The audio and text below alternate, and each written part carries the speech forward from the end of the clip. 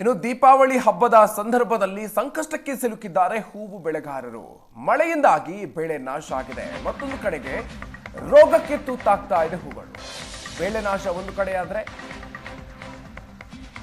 ರೋಗಕ್ಕೂ ಕೂಡ ತುತ್ತಾಗ್ತಾ ಇದೆ. ಹೀಗಾಗಿ ಬೆಲೆ ಕುಸಿತದಿಂದ ಸಜ್ಜನಕೆರೆ ರೈತರು ಕಂಗಾಲಾಗಿದ್ದಾರೆ.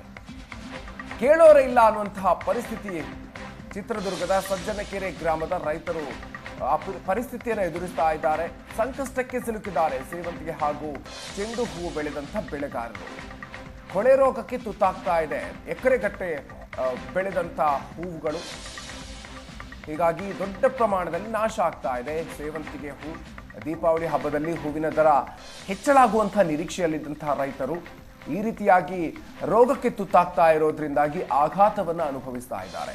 5-6 ಎಕರೆಯಲ್ಲಿ ಬೆಳೆದಂತಹ ಸೇವಂತಿಗೆ ಚೆಂಡು ಹೂ ನಾಶ ಆಗಿ ಹೋಗಿದೆ. ಮಳೆಯಿಂದಾಗಿ ಹೂವನ್ನು ಬಿಡಿಸೋದಕ್ಕೆ ಸಾಧ್ಯ ಆಗದೆ ಸಂಕಷ್ಟಕ್ಕೆ ಸಿಲುಕಿದ್ದಾರೆ ರೈತರು. ಹೂವನ್ನು ಬಿಡಿಸಿ ಮಾರುಕಟ್ಟೆಗೆ ತೆಗೆದುಕೊಂಡು ಹೋಗೋದಿಕ್ಕೂ ಕೂಡ ಆಗ್ತಾ ಇಲ್ಲ ಅಂತ ಹೇಳಿ ಕಣ್ಣೀರಿಡ್ತಾ ಇದ್ದಾರೆ. ಹಬ್ಬ ಹರಿದಿನ ಬಂದರೆ ಸಾಕು ಹೂ ಬೆಳೆಗಾರರಿಗೆ ಒಂದು ಸಂತಸ ಸಿಗುತ್ತೆ. ಯಾಕಂತಂದರೆ ಮಾರುಕಟ್ಟೆಯಲ್ಲಿ ಒಂದು ಬೆಂಬಲ ಬೆಲೆ ಸಿಗುತ್ತೆ, ಉತ್ತಮವಾದ ಬೆಲೆ ಸಿಗುತ್ತೆ ಅನ್ನೋ ನಿರೀಕ್ಷೆಯಲ್ಲಿ ರೈತರಿರ್ತಾರೆ. ಆದರೆ ಇನ್ನೇನು ದೀಪಾವಳಿ ಬರ್ತಾ ಇದೆ, ಆದರೆ ಹೂ ಬೆಳೆದಂಥ ಬೆಳೆಗಾರರು ಚಿತ್ರದುರ್ಗದಲ್ಲಿ ಕಣ್ಣೀರಾಗ್ತಾ ಇದ್ದಾರೆ ಅಂತಲೇ ಹೇಳ್ಬೋದಾಗಿದೆ. ದೃಶ್ಯಗಳಲ್ಲಿ ಗಮನಿಸ್ಬೋದು. ನಾವೀಗ ಚಿತ್ರದುರ್ಗ ತಾಲೂಕಿನ ಕಸವನಹಳ್ಳಿ ಗ್ರಾಮದಲ್ಲಿದ್ದೀವಿ. ಇದು ರೈತ ದೇವರಾಜ್ ಅವರಿಗೆ ಸೇರಿರ್ತಕ್ಕಂಥ ಜಮೀನು.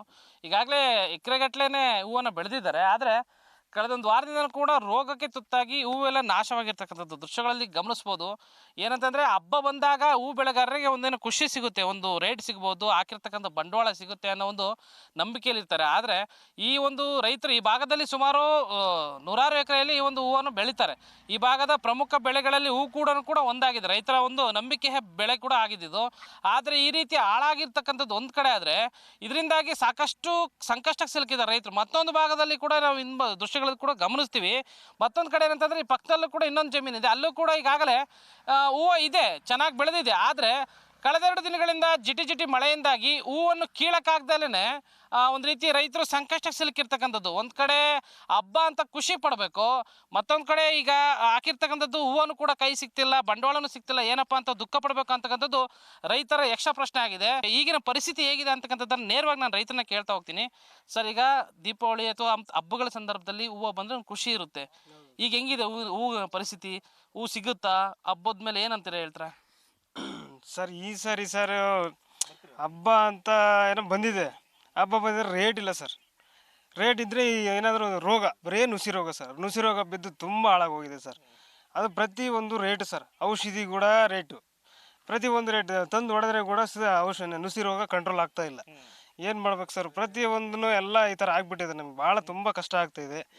ಈ ಬೆಳಗಿನ ಜಾವ ಡೈಲಿ ಪ್ರತಿದಿನ ಬೆಳಗಿನ ಜಾವ ಜಿಟಿ ಮಳೆ ಬರ್ತೈತೆ. ಆ ಮಳೆ ಹೂವು ನೀರು ಹೂವು ತಗೊಂಡೋದ್ರೆ ಮಾರ್ಕೆಟಲ್ಲಿ ಕೇಳೋದಕ್ಕಿರಲ್ಲ ಸರ್. ಸುಮ್ಮನೆ ಅಲ್ಲೆಲ್ಲ ನಾವು ಚರಂಡಿಗೆ ಹಾಕಿ ಬರಬೇಕು, ಆ ಥರ ಪರಿಸ್ಥಿತಿ ಐತೆ.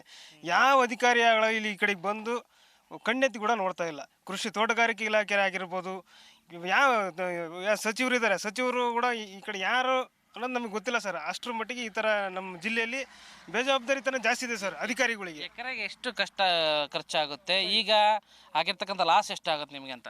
ಸರ್, ಎಕರೆಗೆ ಹೆಂಗಲ್ಲ ಅಂದ್ರೆ ಒಂದು 3 ರಿಂದ 4 ಲಕ್ಷ ಖರ್ಚು ಬರುತ್ತೆ ಸರ್. ಈಗ ಸೆಂಟೆಲ್ಲ ಅಂತಂದೇಳಿ 3 ರಿಂದ 4 ರೂಪಾಯಿ ಸಸಿ ಸರ್.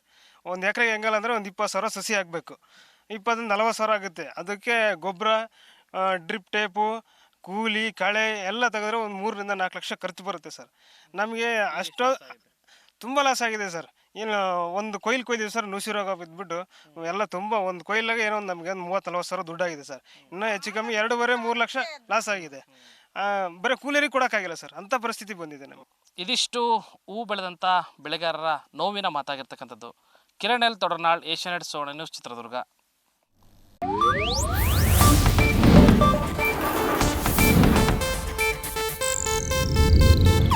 ಇದು ಏಷ್ಯಾನೆಟ್ ನ್ಯೂಸ್ ನೆಟ್ವರ್ಕ್ ಪ್ರಸ್ತುತಿ.